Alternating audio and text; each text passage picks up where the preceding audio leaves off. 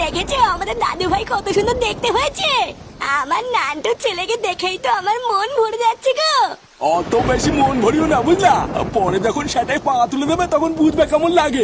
ও মা সে কি গো, এইরকম বলছো কেন? কেন বলছি সেটা কয়দিন পর বুঝবা।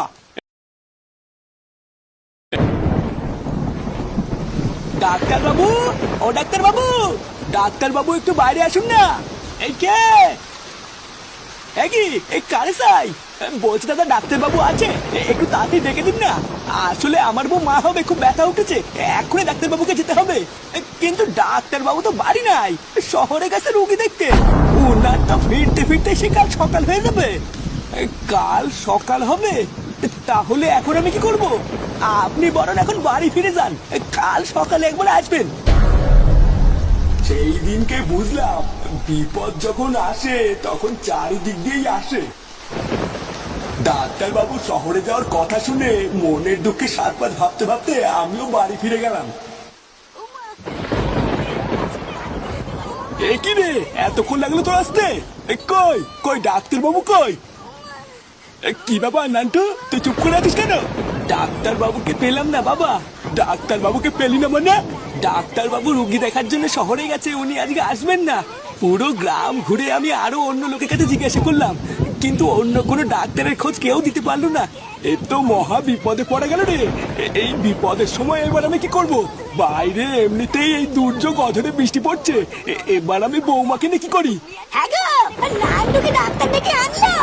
এই মাগিটা হয়েছে আর একজন, সেই থেকে চিল্লি চিল্লি জ্বালিয়ে মারলো। ভোদা কি জানি এই অসময় দুর্যোগের মধ্যে আবার কোন কুলাঙ্গার আসছে।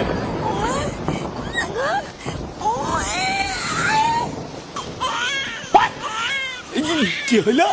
চোদ না হলে কি আবার একা একা ককাত করে বেড়াই গেল নাকি? এই দেখো তাড়াতাড়ি এসো, ঘরে কার্তিক এসেছে গো। ব্যাপারটা তো ঠিক বুঝলাম না, কি হইলো?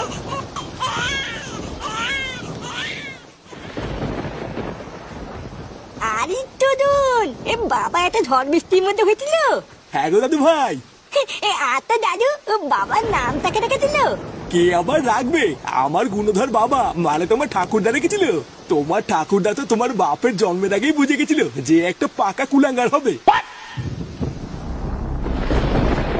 হ্যাঁ গো, দেখেছো আমাদের দাদু ভাই কত সুন্দর দেখতে হয়েছে। আমার নান্টুর ছেলেকে দেখেই তো আমার মন ভরে যাচ্ছে গো। অত বেশি মন ভরিও না বুঝলা, পরে যখন সেটাই পা তুলে দেবে তখন বুঝবে কেমন লাগে। ও মা সে কি গো, এইরকম বলছো কেন? কেন বলছি সেটা কয়দিন পর বুঝবা। এই ঝড় বৃষ্টি মাথায় নিয়ে এই অকালে যে জন্ম নিয়েছে সে যে কেমন হবে আমার বুঝা সারা। শোন নান্টু, এই ছেলেকে একদম মাথায় তুলবি না বুঝলি। আমি তো শিওর এই ছেলে বড় হয়ে খুব একটা সুবিধার হবে না।